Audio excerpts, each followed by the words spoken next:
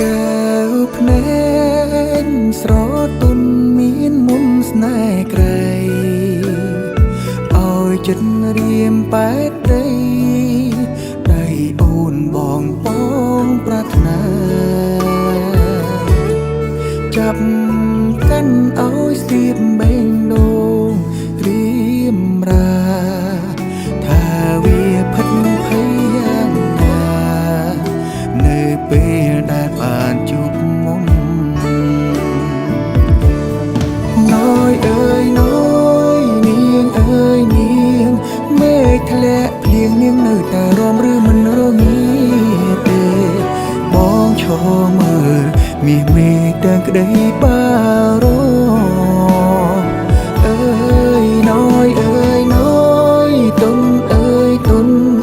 កាយល្វត់លួនសម្លឹងទៅតន់មិនដា